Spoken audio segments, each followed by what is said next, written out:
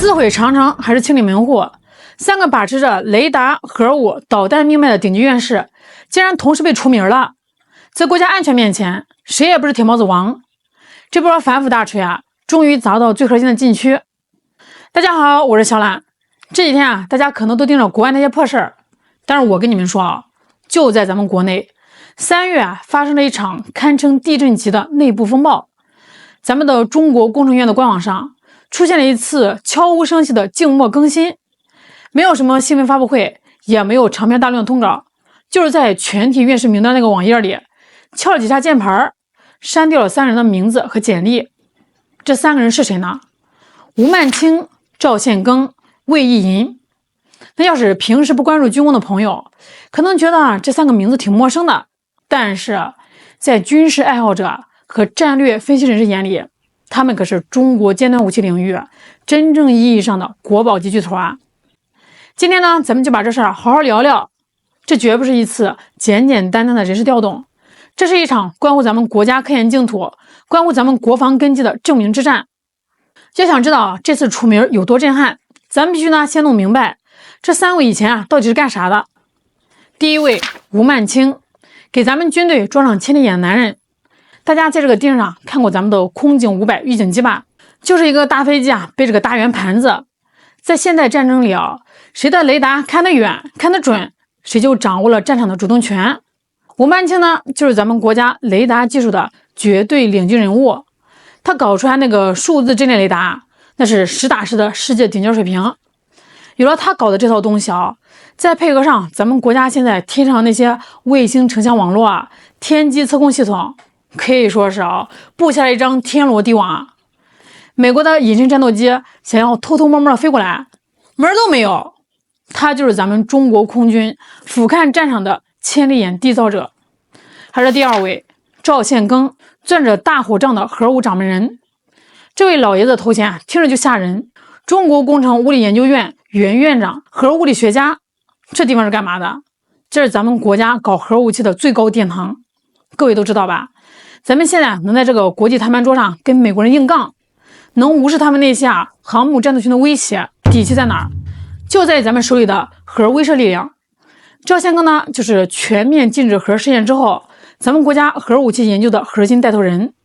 他研究的不是怎么炸得响，而是怎么在不试爆的情况下，保证咱们的大炮仗随时能用，而且威力惊人。这是真正的镇国柱石呀！还是第3位魏意银，导弹的灵魂画师。现代战争打是什么呢？是精确制导。魏意银呢，就是搞导弹总体和制导控制技术的。说白了，导弹打得准不准，能不能在千里之外精确命中敌人的窗户眼，全靠他设计的大脑。咱们就看看最近这2年的地区冲突大家都看在眼里吧。美国人在中东那边那个爱国者防空导弹和萨德拦截弹的库存消耗的那叫一个快啊！打到最后，美国的军备物流和弹药库存直接捉襟见肘，急得5角大楼直跺脚。这说明啥？说明现代战争就是拼高精尖武器的消耗，而魏意银就是负责给咱们国家的精确打击武器注入灵魂的人。咱们的导弹能让敌人闻风丧胆，这老爷子呢，以前是立下过汗马功劳的。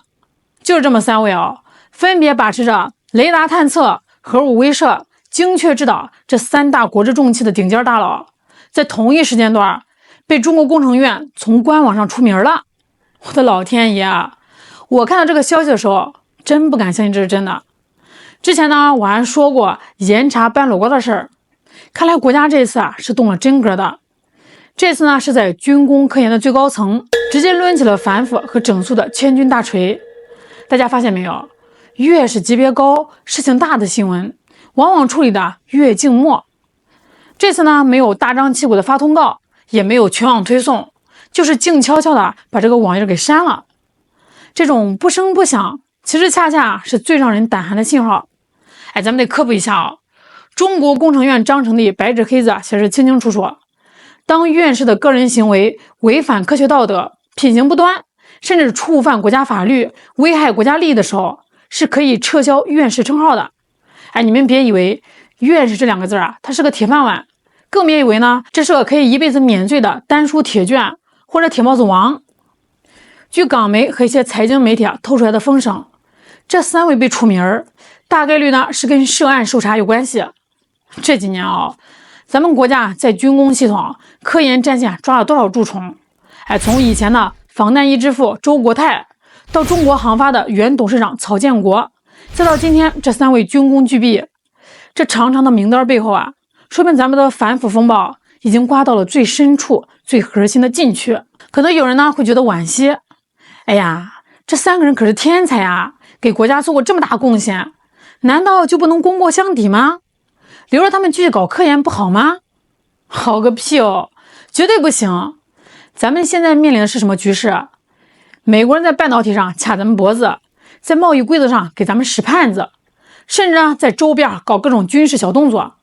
那为了突破这些封锁，咱们是倾全国之力在搞咱们自己的国内科技生态，再砸几百亿、上千亿的科研经费去搞自主研发。那这些军工领域的顶级院士他们手里面握着是什么？第一是最核心的国家机密第二是天文数字般的科研经费分配权，还有第三是关乎国家命运的重大项目决策权。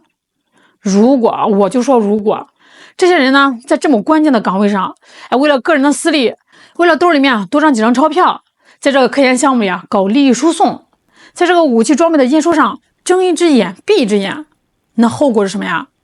那是以1.4亿中国人的身家性命在开玩笑那是在拿前线将士的生命当儿戏你试想一下如果因为某个军工高层拿了回扣，导致咱们的预警机雷达在关键时刻瞎了1秒钟，如果因为科研经费被贪污，导致咱们的精确制导导弹在天上偏离了目标，这种后果谁承担得起你就算以前立过天大的功劳，只要你敢在国防安全的基础上动土，只要你敢把手伸向军工科研的钱袋子，你就是全民族的罪人。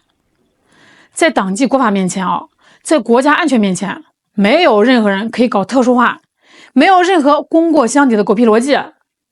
说实话长期以来咱们国内呢很多老百姓对于院士终身制是有点看法的。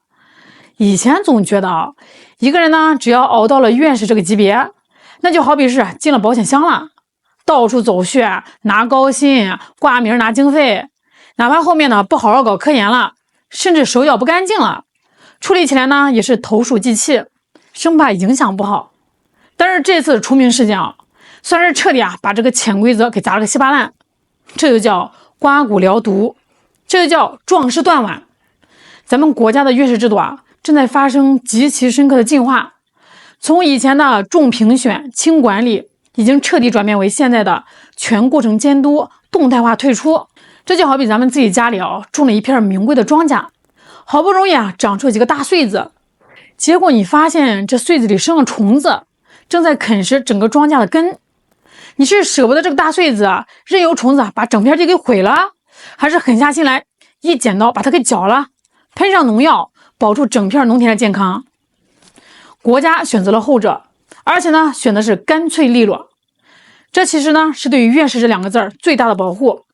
只有把这些混进最高殿堂的害群之马给清理出去，才能让真正默默无闻为国奉献的国之栋梁获得他们应有的尊重，才能给咱们的年轻科学家留下一片干干净净的科研净土。那看到这3位大佬跌落神坛，我这个心里真的是五味杂陈。一方面咱们确实痛心培养一个这样顶尖的国防科学家，这国家要倾注多少资源他们大脑里的那些知识和经验确实呢是无价之宝。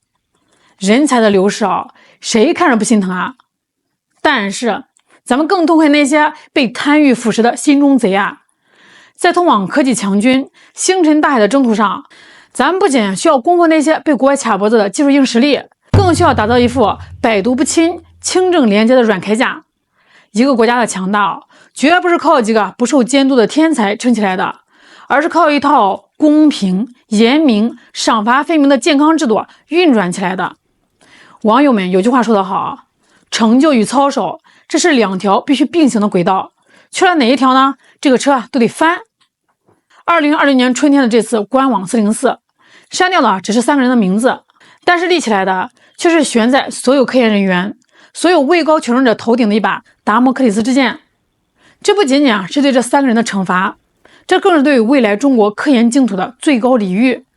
他在清清楚楚告诉所有人莫伸手，伸手必被捉。国防科技的钱1分1毫都沾着国家的血脉，谁敢动歪心思，绝不姑息。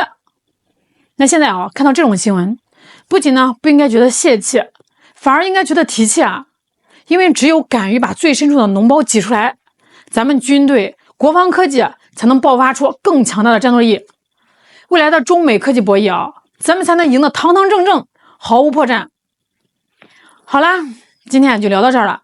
那大家对这3位军工院士被除名的事怎么看呢？老规矩，评论区见我是小兰，咱们下期再见。